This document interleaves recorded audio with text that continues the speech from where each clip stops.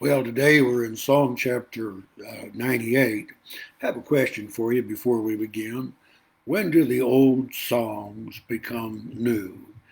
Many of you, if you're at my age, a lot of the songs that I knew growing up are now either the golden oldies or forgotten.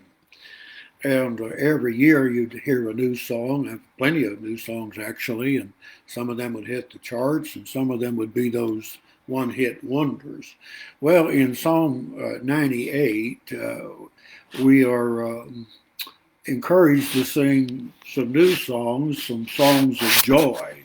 And since it's such a brief psalm, let me read that to you and explain just a few things. And then I want to ask you about those old songs.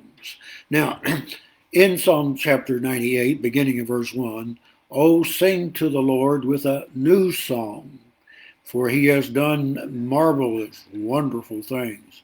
He's done amazing things. And that ought to cause us to rejoice. His right hand and his holy arm have gained him the victory by his power.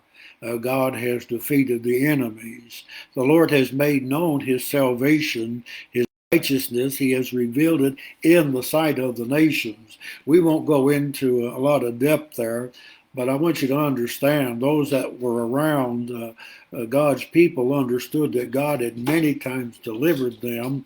Even in the book of Joshua, they recognized that fact. In fact, Rahab, if you remember, even echoed that, how God had defeated the enemies and how God had divided the waters and how the nation of Israel was now in the promised land, and they understood they could not withstand them because of the Lord. He has, he has remembered his mercy and his faithfulness in the house of Israel. All the ends of the earth have seen the salvation of God. Shout joyfully to the Lord, all the earth. Bring forth in song. Again, rejoice and sing his praises. Then the writer says, sing to the Lord with the harp, with the sound of the psalm, sound of the horn. Shout joyfully before the Lord the King.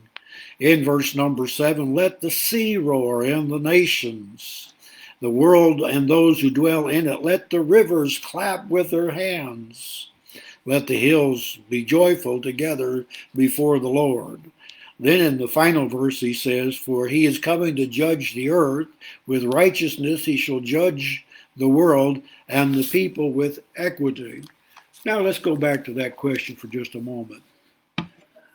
When do the old songs become new? If you've been in the church for a long time, you've been singing a lot of songs for a long, long time. As a matter of fact, most of our hymn books have songs that were written even hundreds of years ago, and we're still singing them.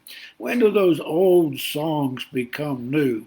Well, perhaps the answer is when we sing those old songs with the heart and we experience them again, they become new.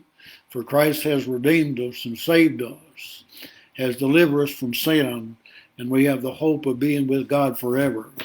Those old songs can become new when we reflect and sing it with the heart and we experience them again. That's our thought for today. And when you sing those old songs, remember, sing them from the heart, and you will be surprised how new they become. Well, see you next week.